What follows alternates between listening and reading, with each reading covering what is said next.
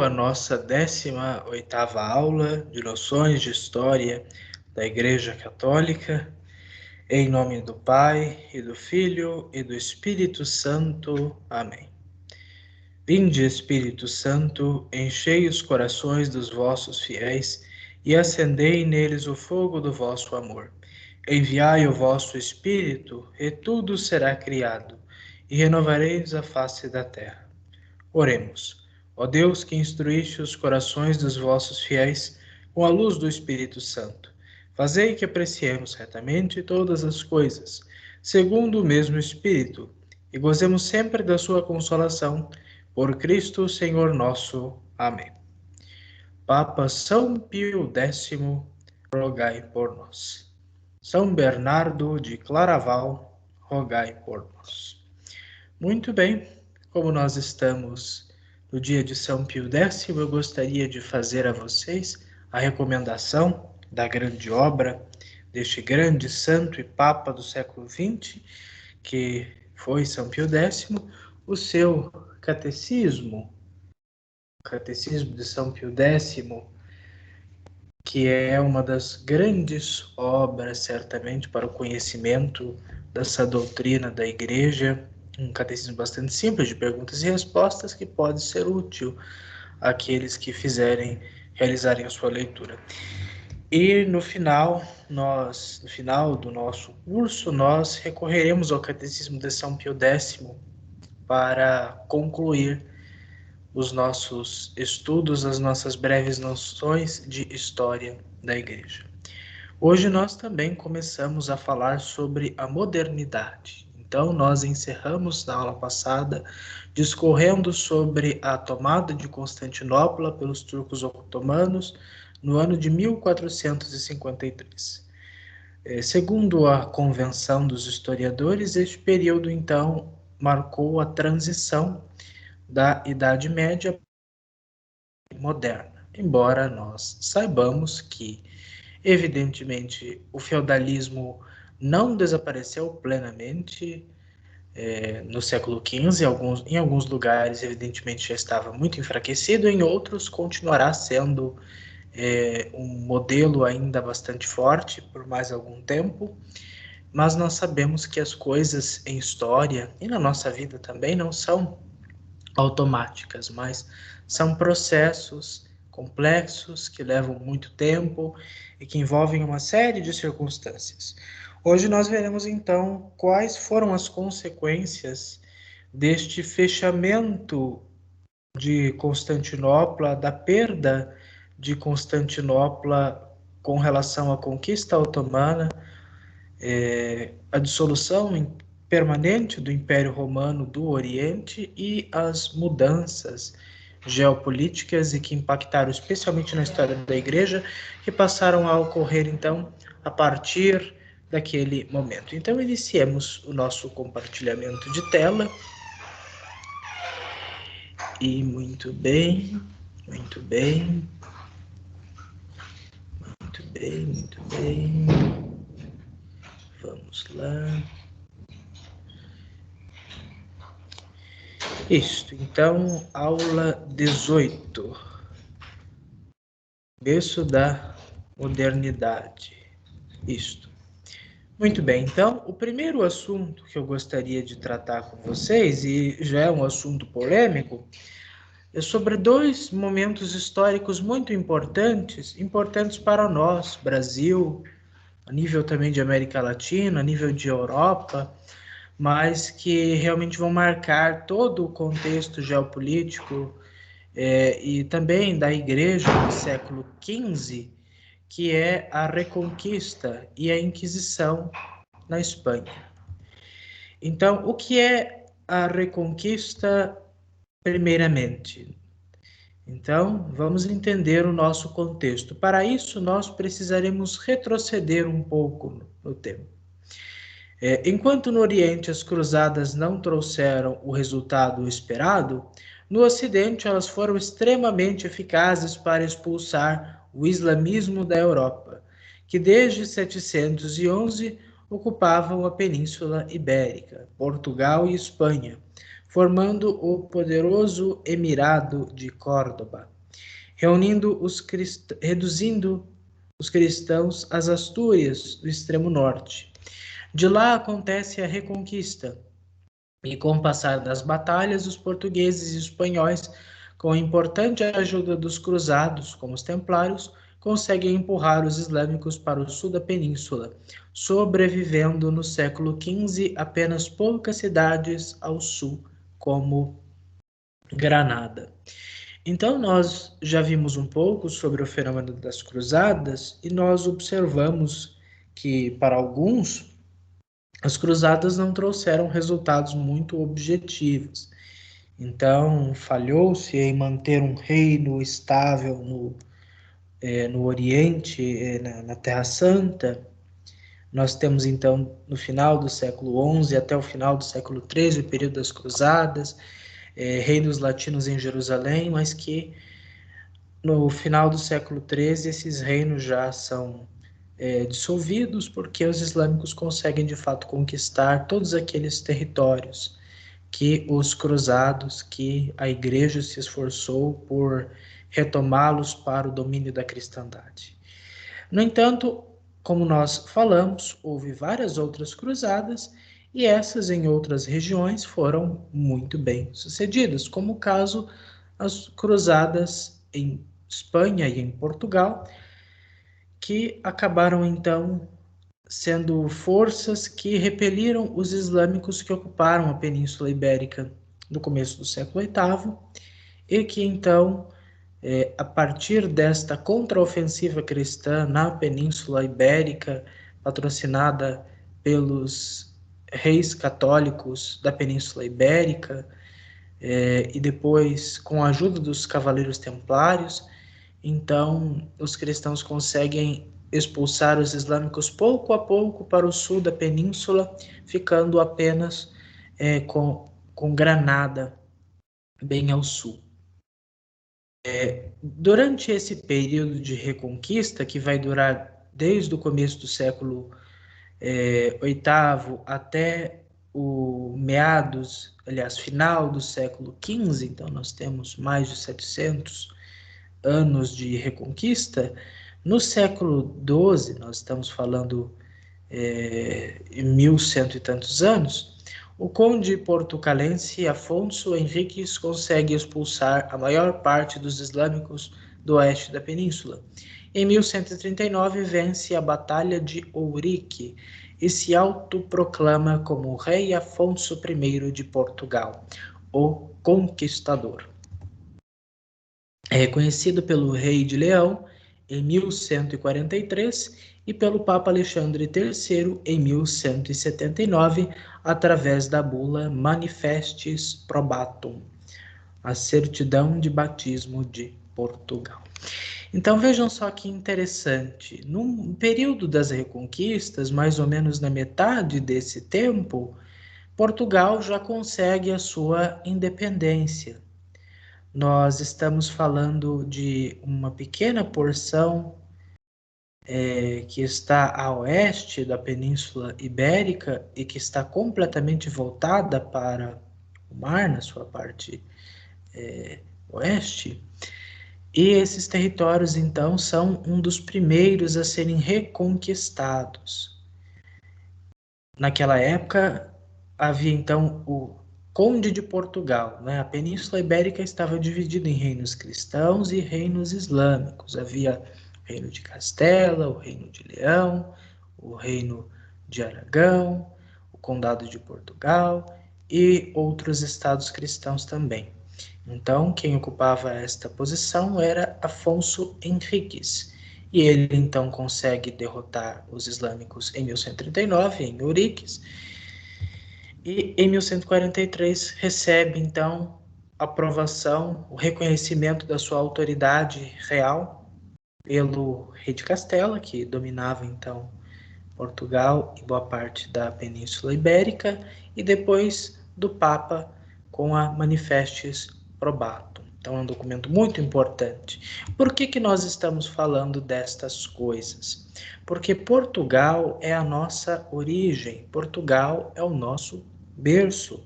eles foram os nossos colonizadores. Se por um lado é possível constatar que o Brasil foi uma colônia de exploração, que teve os seus recursos transferidos para uma metrópole, por outro lado também Portugal foi quem nos civilizou, e muito melhor do que isso, foi quem nos cristianizou. Então as nossas raízes são ibéricas, as nossas raízes são portuguesas. É claro que nós também temos uma matriz africana, uma matriz indígena e diversos outros matrizes de imigrantes que acabaram vindo posteriormente, mas a nossa mãe pátria, é de fato Portugal, a mãe da nossa terra, do nosso país, desta terra de Veracruz, terra de Santa Cruz, é Portugal. E precisamos, como brasileiros católicos que nós somos, precisamos conhecer melhor a história de Portugal, porque é uma história belíssima e tem muito a ensinar à nossa nação, ao nosso país. Como ser uma nação verdadeiramente católica, como Portugal foi, continua sendo, apesar de muitos percalços. Então, como Portugal teve um certo pioneirismo com relação à unificação territorial e o surgimento de um reino forte, soberano, centralizado, eles acabaram sendo os primeiros nas grandes navegações. E as grandes navegações começam justamente no grande século XV. É um século bastante complicado para a igreja. Nós vimos que em 1417 temos a resolução do cisma que dividia a igreja, mas depois disso nós temos então um período bastante complicado para a igreja que nós veremos daqui a pouquinho. Mas em Portugal começaram então as grandes navegações com a tomada de Ceuta no ano de 1415. Depois, expedições à Ilha da Madeira, de Açores, ao oeste da África, ao Borrador e a outras. E agora, falando do resto da Península Ibérica, falando então de Castela e Aragão. Em 1469, ocorre uma importante aliança matrimonial decisiva para a Espanha. Dona Isabel de Castela e Dom Fernando de Aragão casam-se naquele ano. Esse casamento uniu os dois reinos espanhóis mais importantes, empenhados na expansão do catolicismo e pela conquista dos territórios ainda em posse infiel. Então, nós devemos conhecer também a história de Dona Isabel e de Dom Fernando, que são os chamados reis católicos. Eles tiveram um papel muito importante, eles moldaram a Europa no século XV, no século XVI em diante. Eles são grandes personagens históricas que têm um pioneirismo e um protagonismo na política da Europa, mas também até na própria igreja, e nós veremos o porquê. Então, eles tinham um catolicismo fortemente arraigado na formação de cada um deles. Então, eles lutaram pela expansão do catolicismo, realmente majestades comprometidas com a expansão do catolicismo nos territórios locais e depois nos territórios ultramarinos. Em 1478, Fernando e Isabel conseguem do Papa Sisto IV a autorização para que um tribunal inquisitorial fosse montado na Espanha, sem a interferência direta de Roma, que foi entregue aos cuidados de Tomás de Torquemada e depois da morte dele ao arcebispo Diego Deza e ao grande cardeal Cisneros. Aqui em Espanha nós estamos falando por associação o território local, porque Espanha ainda é constituída pela união dos dois grandes reinos de Castela e Aragão. Então, eles conseguiram fazer com que a Inquisição funcionasse de maneira independente nos seus territórios. Nós vimos algumas aulas que a Inquisição foi o tribunal criado pelo Papa Gregório IX confiado a São Domingos de Gusmão e aos dominicanos para tratarem da heresia dos albigenses, dos cátaros, e que eles tiveram, então, uma grande atuação na França. Depois houve a cruzada contra os albigenses, e depois foi se enfraquecendo a Inquisição, né, nos séculos 14 e 15, até que aqui, no contexto que nós estamos vendo, os reis conseguem a autorização do Papa para fazer com que a Inquisição na Espanha fosse controlada diretamente por eles, sem a interferência direta de Roma. Não quer dizer que era totalmente independente, mas havia uma certa autonomia. E aí surgiu, então, o famoso Frei Tomás de Torquemada, né, que é tido por alguns como um grande tirano, maníaco, paranoico, assassino, mas que foi uma personalidade bastante comprometida com a Igreja, comprometida em criar um reino católico, depois de Agudeza e o Cardeal Cisneros. O Cardeal Cisneros vai ser um importante nome na Reforma Católica, na Contra-Reforma, antes mesmo de uma Contra-Reforma acontecer. Bom, nós estamos falando aqui então de uma segunda fase da Inquisição. Então nós temos uma primeira fase lá no século XIII, agora nós temos uma fase aqui no século XV, e nós teremos outra fase no século XVI, e também outras configurações. A Inquisição vai ganhar até a sua dissolução no início do século XIX, e depois vai se transformar no que hoje chamamos de a Sagrada Congregação para a Doutrina da Fé. Essa questão da Inquisição, especialmente na Inquisição Espanhola, que é chamada de a Leyenda Negra, onde milhares e milhares de pessoas teriam sido mortas, judeus, muçulmanos, e outras pessoas teriam sido mortas a mando dos reis católicos, que teria terror. É uma questão que precisa ser revisada, e já existem estudos que conseguem mostrar que não foi todo esse horror que os historiadores descrevem, que as pessoas comumente falam. Houve certamente alguns exageros, mas muito mais do que exageros, de fato, houve uma política bastante nacionalista da parte dos reis católicos, que precisa ser melhor analisada. Mas o grande feito dos reis católicos é que em 1492 eles realizam o Cerco de Granada e acabam com o último reduto da ocupação islâmica na Península Ibérica. Então, em 1492, Dom Fernando e Dona Isabel tornam-se os reis, de fato, da Espanha, agora tendo expulsado a última resistência islâmica em Granada. Agora eles reinam sobre toda a Espanha. No mesmo ano é eleito o cardeal espanhol Rodrigo Borgia, que se torna o Papa Alexandre VI, que concede a ambos o título de reis católicos, um título que existe até hoje.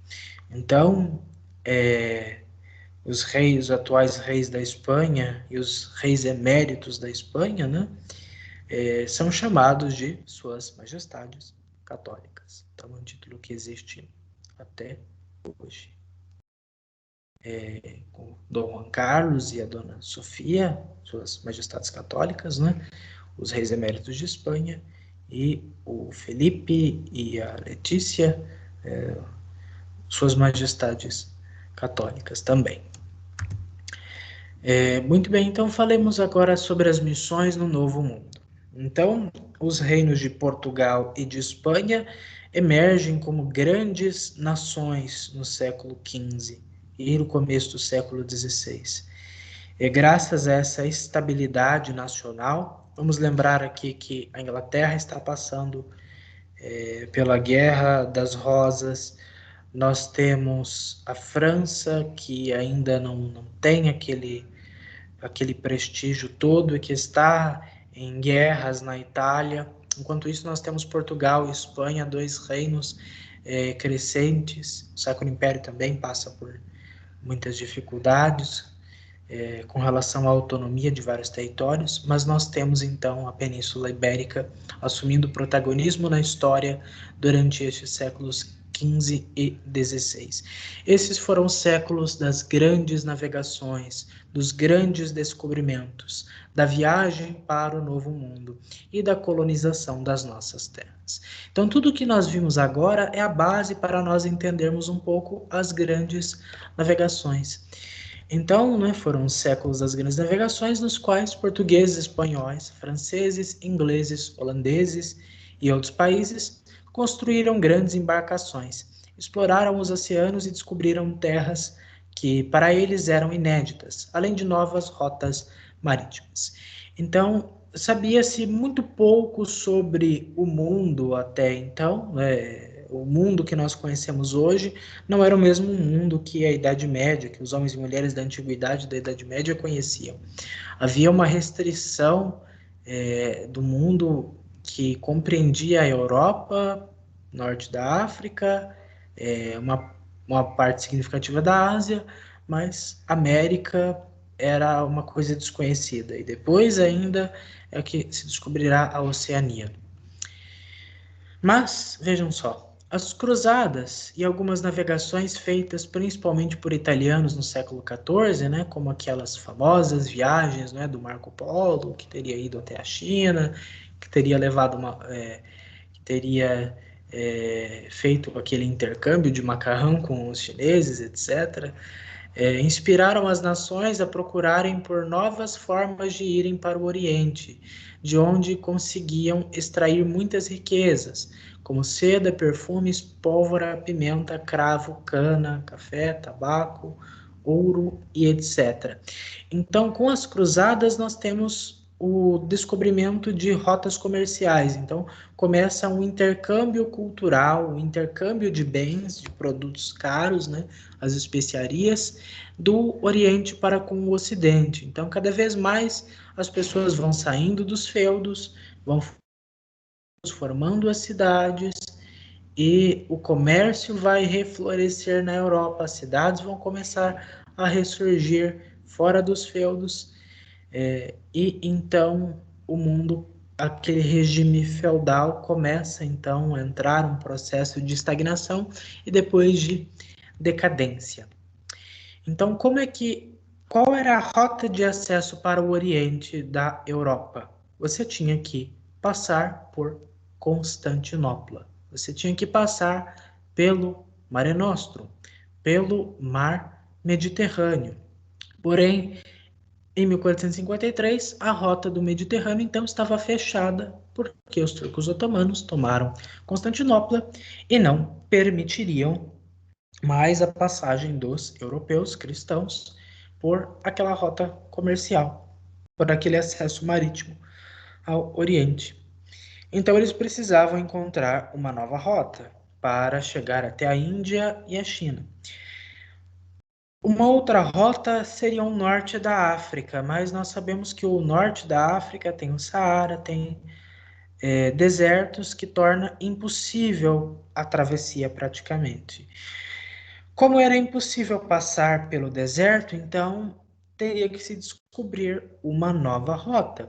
E como já estavam encontrando alguns territórios para além da Europa, a Europa continental, começaram a se encontrar algumas terras, então iniciaram-se as navegações para descobrir novas rotas de acesso para o Oriente e, quem sabe, novas terras. Então eles se aventuraram pelo Oceano Atlântico tentando cruzar a África. Evidentemente que eles tinham alguma noção de que a África era muito maior do que o continente africano é muito maior do que aquilo que eles conheciam, mas eles não sabiam mensurar a extensão daquele continente. Aí surgem os grandes nomes, os grandes navegadores, não é? O Vasco da Gama, o Bartolomeu Dias, o Américo Vespúcio, o Cristóvão Colombo, o Pedro Álvares Cabral e o Fernão de Magalhães. Então nós temos aqui figuras chaves nas grandes navegações, no descobrimento da América, do Brasil, do sul da África, do contorno, né, sul da África, né, o Cabo das Tormentas, né, o Fernão de Magalhães com a circunnavegação, o Américo Vespúcio, que dá nome à Europa, o Cabral do Colombo nós conhecemos muito bem, assim como o Vasco da Gama e o Bartolomeu Dias. Esses e outros nomes, então, se notabilizaram pela sua coragem em se aventurar pelos mares, pelos oceanos, para descobrirem novas rotas comerciais e acabaram encontrando novas terras, novos caminhos. No ano de 1492, o navegador italiano Cristóvão Colombo descobre a América. Então, 1492, o descobrimento da América. Já em 1493 é promulgada a bula Intercetera pelo Papa Alexandre VI, que dividia o mundo até então descoberto entre Espanha e Portugal, sendo depois renovada pelo Tratado de Tordesilhas de 1494, e o Brasil é descoberto em 1500. Então, nós temos a atuação diplomática muito importante do Alexandre VI, do Rodrigo Borgia. Ele, como espanhol, certamente haveria de favorecer os interesses dos reis católicos, mas soube também negociar com o rei Dom Manuel, e então fizeram uma divisão do mundo, dos novos territórios entre Portugal e Espanha. É claro que o rei da França não ficou nem um pouco satisfeito. Nem Carlos VIII, nem Luís XII, nem Francisco I ficaram muito satisfeitos com essa divisão. Muito menos os reis da Inglaterra, muito menos, embora o Henrique VII ainda não tivesse se aventurado por isso, nem o Henrique VIII. Essas navegações inglesas seriam um pouco mais posteriores, assim como também as holandesas. Mas aqui nós temos o protagonismo de Portugal e de Espanha nessas navegações, e o Tratado de Tordesilhas, que já nos é muito conhecido, e o descobrimento do Brasil, uma data que nós precisamos conhecer e celebrar cada vez mais. Os portugueses e espanhóis, apesar de seus abusos e vícios cometidos por alguns, eram profundamente humanos. E os reis Isabel e Fernando da Espanha e o rei Dom Manuel de Portugal, além das riquezas que poderiam adquirir, imaginavam a possibilidade de poder expandir a fé católica para os habitantes pagãos daquelas terras distantes.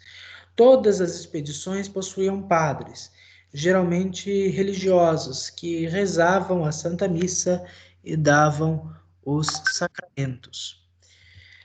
Então, entende-se hoje em dia equivocadamente as grandes navegações como simplesmente uma pirataria, uma ocupação, uma exploração dos portugueses e espanhóis que tomaram essas terras, que mataram todos os índios, que destruíram culturas, destruíram vidas, destruíram histórias, que acabaram com aquela sociedade perfeita, idílica e maravilhosa, do bom selvagem, etc. E eles introduziram a religião à força, pegaram todas as riquezas e destruíram a América.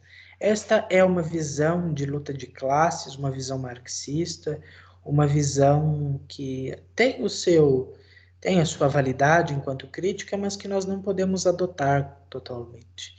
Então, suas majestades católicas não estavam interessadas apenas no dinheiro, apenas nos bens que poderiam encontrar, ou nas terras que poderiam ocupar, mas também estavam interessados na expansão da fé.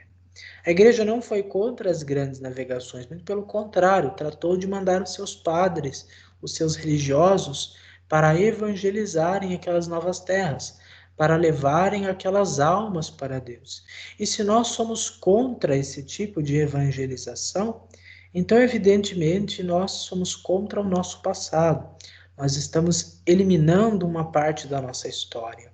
O que seria de nós se não fosse por esses missionários? Se eles não tivessem lá atrás lutado e dado as suas vidas pela conversão de tantas almas? Então, há uma preocupação de evangelização nas grandes navegações. Na América Espanhola, a evangelização começou um pouco mais cedo, de maneira que no início do século XVI já havia dioceses estabelecidas em vários países. E vejam só, ao menos 23 dioceses já estavam organizadas antes da primeira no Brasil. Então veja o grande avanço da América Hispânica, que nos vastos territórios da América Hispânica já estavam estabelecidas 23 dioceses antes da metade do século XVI. Então, eles chegaram em 1492, antes de 1554, aliás, aqui a data, vejam só, 51, durante esses quase 60 anos, 23 dioceses já haviam no continente americano antes da diocese de Salvador. E que bonito, olha só, no dia 26 de abril de 1500, 4 dias depois do descobrimento do Brasil, conforme a Carta do Caminha, foi rezada a primeira missa no Brasil pelo Frei Henrique, da Ordem dos Frades Menores, que viria depois a ser o Bispo de Coimbra. Então, o Frei Henrique, o Bispo de Coimbra, rezou a primeira missa no Brasil em 26 de abril de 1500. O descobrimento foi dia 22, então, 4 dias depois se rezou a primeira missa no Brasil, e essa representação da primeira missa no Brasil, mostrando uma missa pré-tridentina, né? Mostra então a grande devoção dos portugueses e a grande admiração dos índios que lá estavam. Então é uma nação que nasce católica. Apenas 4 dias depois é rezada a primeira missa, dizendo que estas terras do Brasil, assim como as demais terras do continente americano, foram consagradas a Deus. O Brasil foi chamado de Ilha de Vera Cruz, terra de Santa Cruz. Muito bem. Em 1551, o primeiro bispo para a diocese de Salvador, Dom Pero Sardinha, que infelizmente teve um fim trágico em 1558, foi devorado por canibais. Então, a sede primaz do Brasil é atualmente o que nós conhecemos como a Arquidiocese de Salvador, que completou por esses dias 470 anos. Então, o seu primeiro bispo foi o Dom Sardinha, que infelizmente foi comido, foi devorado pelos canibais em 1558.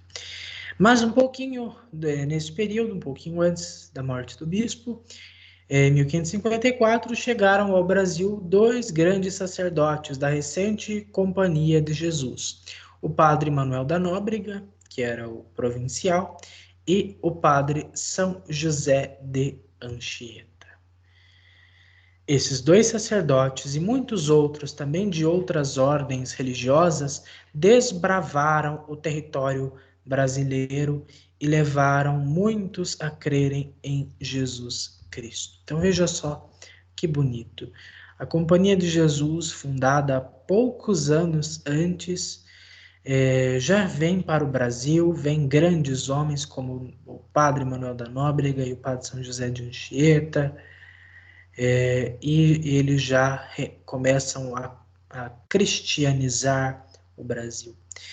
São José de Anchieta dispensa palavras, porque o trabalho heróico que ele fez nos mais de 40 anos em que esteve pelas nossas terras mostra então que ele era um homem apostólico, de forma que ele é chamado de o apóstolo do Brasil. E o Papa Francisco o canonizou, para mostrar a importância deste homem para a Igreja do Brasil. Ele deveria ser venerado, muito mais venerado do que ele é. Muitas escolas, imagens, bustos, ruas, um feriado nacional ele mereceria. Graças, ele representa não somente pelos méritos, pessoais que ele tem e que são muitos, mas como representação de tantos missionários, tantos padres, tantos freis, tantos leigos também, que deram as suas vidas para que a fé em nosso Senhor Jesus Cristo, para que a fé na verdadeira igreja de nosso Senhor Jesus Cristo, para que as almas pagãs, infiéis, fossem levadas à verdade do Santo Evangelho. Portanto, nós precisamos conhecer a história do catolicismo do Brasil.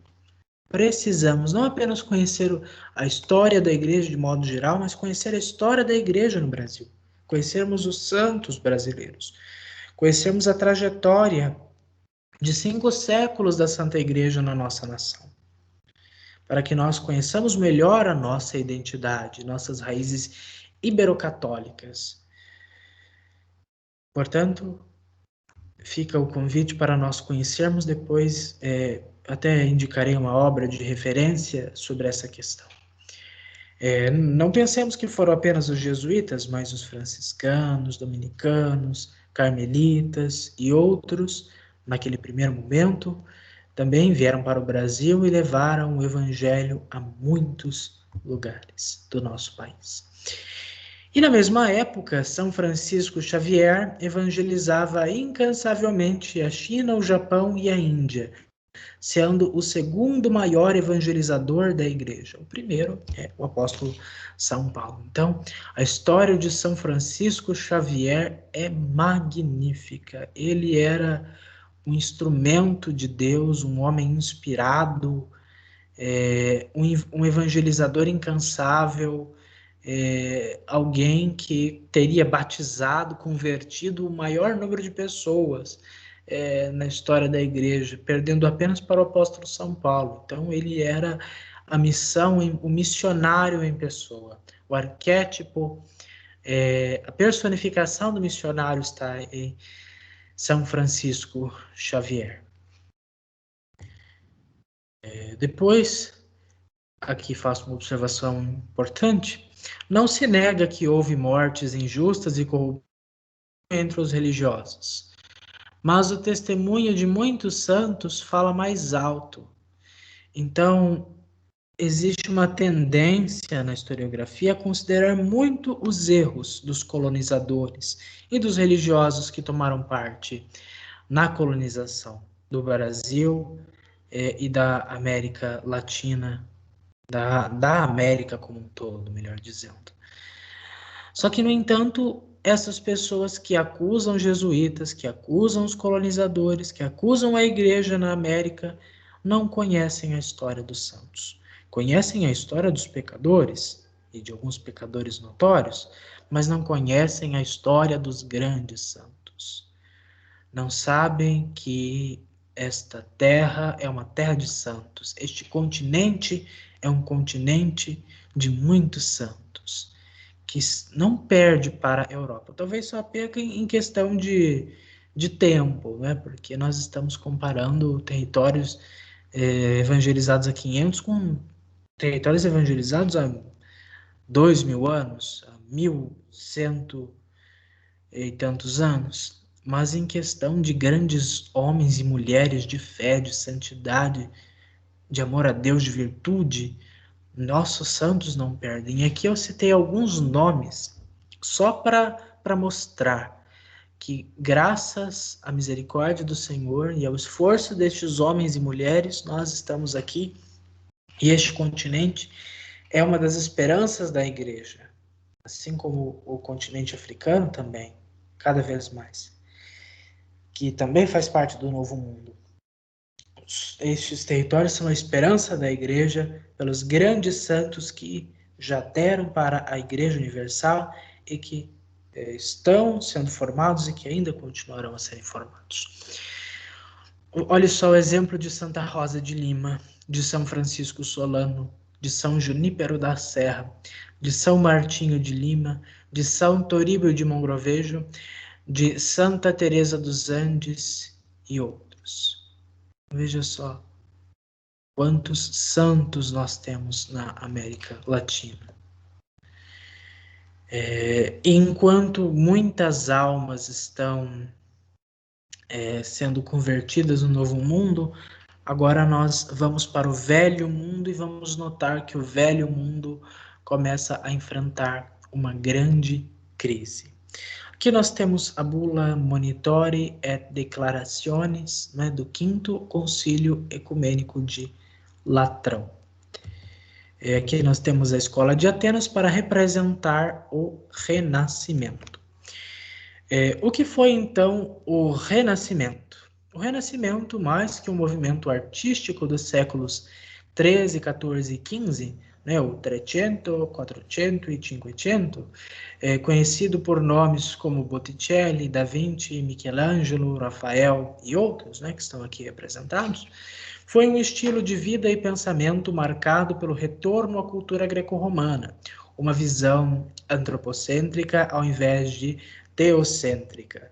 Então, o Renascimento nada mais é do que um processo de quebra com a visão teocêntrica da Igreja, com a teologia escolástica, com o tomismo que estava muito forte. Nós vemos que nos séculos 14 e 15 surgem movimentos, escolas de filosofia como o voluntarismo do Duns Scoto, o nominalismo do Guilherme de Ockham. Depois nós vemos outras figuras como o Pico della Mirandola, como Nicolau de Cusa e como outros que vão tentar fazer uma filosofia cristã, mas que vão romper com a tradição que está fragmentada, que está exposta em seu auge na figura de Santo Tomás de Aquino e de seus comentadores e de seus discípulos, seus adeptos.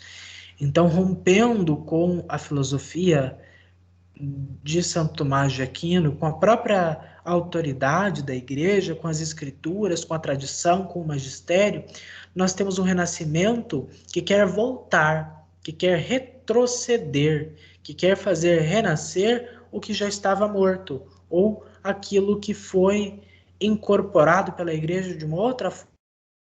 Que a Idade Média não desprezou a influência dos gregos e dos romanos. Ela soube incorporar esses elementos de forma que eles estivessem a serviço da fé cristã, a serviço da igreja, a serviço do evangelho. O problema é que esses pensadores dos séculos 14 e 15, eles, na tentativa de romper com a igreja, começaram então a voltar ao paganismo, a promover o paganismo e romper com a igreja. Não nos enganemos por essa arte sacra que são feitas. É claro que a intenção da igreja, evidentemente, é promover a fé através das imagens, mas não pensemos que os pintores, que todos eles partilhavam desta visão de igreja. Na verdade, muitos deles estavam mais preocupados com a sua arte, com o seu dinheiro, do que necessariamente em promover os ideais da igreja. Mas essa é uma discussão da qual não nos cabe entrar no momento. E nós vimos a grande crise do papado no fim do século XIII, no século XIV e no século XV. Nós vimos até mesmo o difícil momento que a igreja passou, mesmo depois do fim do cisma do Ocidente, com a eleição de Martinho V, depois no concílio de Basileia Ferrara Florença, nós temos a grande oposição que o Papa Eugênio IV precisou fazer à heresia do conciliarismo, aqueles que queriam fazer o concílio ecumênico superior ao Papa. E no momento em que a igreja precisava adotar certas posturas de reformas, rever, dar uma atenção melhor ao clero, à evangelização, a essas questões enquanto Europa, nós vimos então um papado preocupado mais com as artes, mais com a reforma das igrejas, aquilo que se chama hoje em dia de pastoral de manutenção. Então, um certo descuido com certas questões em detrimento de uma preocupação com as artes, que felizmente nos legaram, vejam, essas pinturas belíssimas, mas que no momento talvez não respondessem às exigências e às necessidades daquele momento, que precisavam de fato da reforma, e não falo aqui da reforma de Martim Lutero, mas da reforma verdadeiramente católica que irá acontecer, impulsionada pelo Concílio de Trento, também, claro, processo anterior, mas sobretudo com o Concílio Tridentino. Então nós temos aqui vários papas incentivadores da arte, né? Nós temos o Sisto IV, né, que construiu a Capela Sistina, e aqui nós temos dois grandes papas polêmicos e que tiveram, de fato, uma vida desonrada. O Papa Inocêncio VIII e o Papa Alexandre VI. Né? Dizia-se que o Papa Inocêncio VIII tinha 12 filhos e o Papa Alexandre VI, além de filhos, tinha amantes e continuava com a sua atividade sexual, desrespeitando completamente o celibato. Mas, felizmente, tanto um quanto o outro jamais tomaram decisões no âmbito político e no âmbito doutrinário que colocasse a igreja em risco. Muito pelo contrário, eles eram muito hábeis na administração e politicamente sabiam conduzir muito bem a igreja. Mas as suas condutas pessoais realmente escandalizavam a cristandade naquele momento, naquela transição do século XV para o século XVI. Na tentativa, então, de melhorar os costumes do clero, né, de fazer aquela reforma que a igreja precisava, de dar mais atenção às questões pastorais, à formação e aos costumes do clero, rever essa questão da evangelização, instruir melhor a população em geral, na fé, etc., o Papa Júlio II convocou o Quinto Concílio de Latrão em 1512, que é terminado pelo Papa Leão X em 1517. Então nós temos esse Quinto Concílio de Latrão que tentou fazer algumas reformas, que tentou discutir algumas questões, mas que na prática conseguiu muito pouco, né? Não conseguiu promover significativas, infelizmente. Então nós estávamos às vésperas de uma grande crise, de uma grande divisão, de uma grande cisão, apostasia, heresia, e infelizmente esse concílio não conseguiu de fato mover as consciências, as almas, as inteligências e as ações para fazer as mudanças estruturais em várias partes que a igreja estava precisando. Então nós vimos que já ocorriam desde o século XIII movimentos muito fortes de contestação à autoridade da igreja. Nós vimos o catarismo, que foi bastante complexo, depois Joaquim de Fiore, depois outros pré-reformadores, depois nós temos o cativeiro de Avignon, o cisma do Ocidente, o problema com o conciliarismo, nós temos a igreja na França querendo cada vez mais autonomia, e nós temos uma igreja da parte do Papa, muito preocupada com as artes e não muito preocupada com a evangelização em si.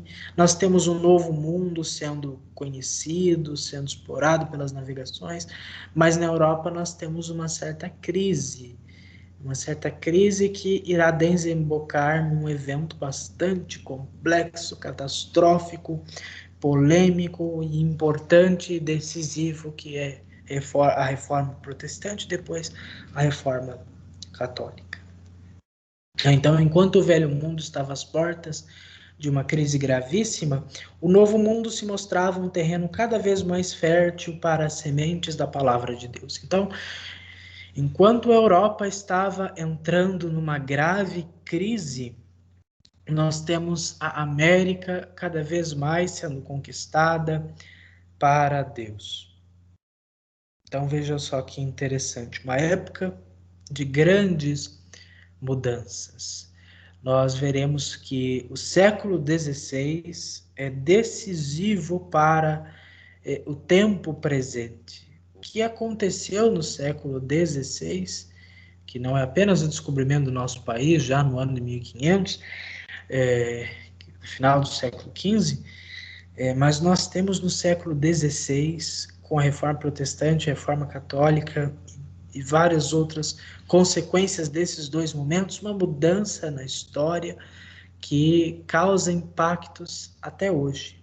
E nós veremos um pouquinho, estudaremos um pouquinho do contexto que gerou essa crise, do momento da crise, do pós-crise e do grande Concílio de Trento, que realmente foi um sopro do Espírito Santo para a igreja, que devolveu muitas almas para Deus e trouxe muitas outras novas para o Deus, e que realmente influencia muito positivamente a igreja no momento atual, e que precisa ser visto, revisitado, pesquisado, conhecido com olhares mais serenos. Hoje em dia há uma certa tentativa de repudiar o Concílio de Trento, não por aquilo que ele foi, mas por aquilo que acham que ele foi. E nós queremos aqui dar uma desmistificada sobre esses e outros assuntos. Nós temos então algumas obras sobre a Inquisição, e eu gostaria de repassar para vocês posteriormente a obra simples do professor Felipe Aquino, que é Para Entender a Inquisição. Vocês podem comprá-la, que é muito interessante, e acho que também ela está circulando pela internet e pode ser disponibilizada. Mas também existe o Caderno da Vozes em Defesa da Fé, que é um pouquinho mais curto, mas que também vai explicar um pouco melhor sobre essa questão da Inquisição. Então, muito bem, deixa eu parar o compartilhamento. Com relação à história do catolicismo no Brasil, nós temos o livro do padre Júlio Maria, mas não é do Júlio Maria Lombaerdi, mas é de um padre Júlio Maria Redentorista, que foi relançado recentemente, né, pode ser encontrado para compra, mas que também existe o seu PDF circulando, e também acho interessante nós conhecermos. Parece-me que também recentemente lançaram um livro sobre descobrimento, né, sobre 1492, que pode ser interessante a pesquisa nossa. E outra coisa, existe um canal interessante chamado Observatório Católico, que tem um mini curso sobre a Idade Média. Então, se vocês puderem assistir no canal do Observatório Católico, o mini curso sobre a Idade Média, do professor Maurício, ele que tem um canal excelente, ele vai dar algumas mini aulas, acho que são umas 10, mais ou menos isso, sobre a Idade Média, que assisti há algum tempo, e que são muito boas mesmo, que vão explicitar muitos outros pontos que nós vimos nas nossas aulas anteriores sobre a Idade Média, e eu vou encaminhar essa playlist para vocês no nosso grupo, assim como tenho encaminhado todos os materiais que nós vimos até então. O nosso percurso na Idade Moderna vai ser um pouco mais breve do que foi na Idade Antiga e na Idade Média. Eu justamente fiz essa escolha de temas muito específicos que eu julguei mais importantes para a nossa compreensão da história da Igreja, para que o nosso curso não vá até dezembro, ficaria muito grande, ou ultrapassasse até mesmo este ano, né? Se nós fizéssemos o mesmo número de aulas que fizemos para a Idade Média. Precisaríamos ir até o ano que vem, e eu acho que talvez isso extrapolaria a ideia que eu tenho em mente para este nosso breve curso de visão panorâmica sobre a história da Igreja. Então, nós tivemos essa primeira aula sobre a Idade Moderna, teremos, como está no plano de aulas, mais 2 aulas sobre Idade Moderna, né? As aulas 19 e 20 também serão sobre a Idade Moderna, e as aulas 21, 22 e 23 também serão sobre a Idade Contemporânea, né? A partir da Revolução Francesa. E por fim, as últimas 3 aulas, 24, 25 e 26, nós faremos uma grande retomada dos 4 períodos, da Idade Antiga, da Idade Média, da Idade Moderna, da Idade Contemporânea. E, por fim, uma conclusão, algumas indicações bibliográficas, leituras complementares, agradecimentos, considerações finais. Nós estamos nos encaminhando cada vez mais para o final do nosso curso, da nossa formação. Eu gostaria que você deixasse a sua opinião, você se manifestasse sobre o nosso curso, sobre as nossas aulas, sugestões, críticas, considerações, opiniões, o que tem sido para você este curso, como tem sido a sua experiência, se há alguma coisa em que eu possa ajudar, se há algum tema que eu deveria me aprofundar e talvez até possa, se há alguma outra leitura que você fez e gostaria de acrescentar, ou se há alguma leitura que você gostaria de fazer, se interessou por algum tema específico e talvez precise de alguma indicação. Eu acho que é interessante nós interagirmos, não deixarmos, não nos transformarmos num curso apenas EAD, mas também termos alguma interação para ajudar a melhorar as nossas aulas. Eu espero que os temas de hoje tenham ficado claros para todos vocês e eu estou confeccionando ainda a avaliação sobre a Idade Média, né? Se você não fez as outras 2 avaliações, que não são bem avaliações, são questionários para ver o aproveitamento, né, sobre a introdução e depois sobre a Idade Antiga, que você procure fazer, e vou tentar, durante esta semana, se não for possível em breve, fazer as aulas, o questionário das aulas da Idade Média, das aulas 9 a 17, com algumas perguntas que vão ajudar vocês a sintetizarem o conhecimento. Meu objetivo não é dar nota, meu objetivo é ver o aproveitamento e talvez favorecer vocês com uma síntese que vocês possam fazer a partir da resposta deste questionário. Então, agradeço a todos vocês. Peçamos a intercessão do glorioso São Pio X sobre nós, sobre nossas famílias, e que a Virgem Maria, Mãe de Deus e nossa Mãe, sempre cuide de cada um de nós e possamos permanecer sempre fiéis a Cristo e a sua Igreja. Quero fazer um pedido especial a vocês para que nós possamos rezar pelo Cardeal Burke, pelo grande Cardeal Burke, que encontra-se hospitalizado, entubado pela Covid-19.